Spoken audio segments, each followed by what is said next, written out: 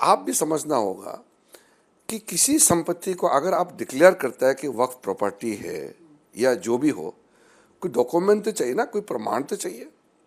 हमने ये कहा है कि पहले में जो वक्फ बाय यूज़र, मतलब उसको यूज़ करते थे, इस्तेमाल किया है, किसी चीज़ से वहाँ गतिविधि हुए हैं, अगर उसको वक्फ बोर्ड ने वक्फ संपत्ति डिक्लेयर कर दिया है और ओरली डिक्लेयर करने के बाद उसका रजिस्ट्रेशन हो गया है या उसका किसी तरीके से कोई रिकग्निशन हो गया है, मान्यता हो गया है, तो फिर उसको छेड़छाड़ नहीं होगा, वो तो हमने कह दिया है। सही बात।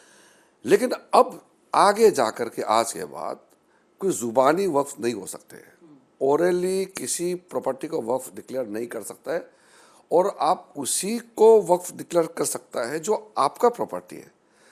मैंने आपका प्रॉपर्टी को वक्फ डिक्लेयर कर दिया तो उसका क्या मतलब है? मैं मेरा ही प्रॉपर्टी को डिक्लेयर करूंगा ना, तो मेरा है तो फिर उसका सबूत तो होना चाहिए।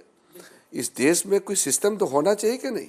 ये सिस्टम नहीं होने का कारण आज इतना तबाही हुआ है। अगर कांग्रेस पार्टी ने ये गड़बड़ नहीं किया होता तो आज वक्फ बोर्ड मनमानी नहीं करते और हमको ये नया संशोधन कानून लाने का जरूरत नहीं होता। ये बात क्योंकि कोर्ट में भी उठी, मैं इसलिए पूछ रही हूँ क्योंकि बहुत से जो आपके विरोधी हैं वो ये कहते हैं कि 14वीं 16वीं शताब्दी के जो मस्जिद हैं या फिर जो वक्फ की संपत्ति है उनके कागज कहाँ से लाएंगे, तो ये वो तो मैंने कह दिया ना। हाँ।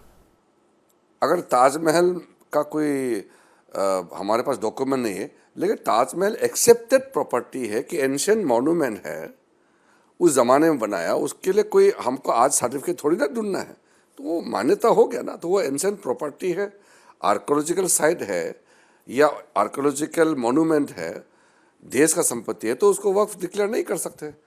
तो इस तरीके के कई चीज़ें हैं। मान लो एक जगह में नमाज पढ़ते हैं, वहाँ मस्जिद बनाया हुआ है, अगर उसको पूरा समाज ने मान्यता दे दिया है, उस पर कोई डिस्प्यूट नहीं है, तो फिर क्या आपत्ति हो सकते हैं? इसको आप देखने का नज़रिया के ऊपर में निर्भर करता है।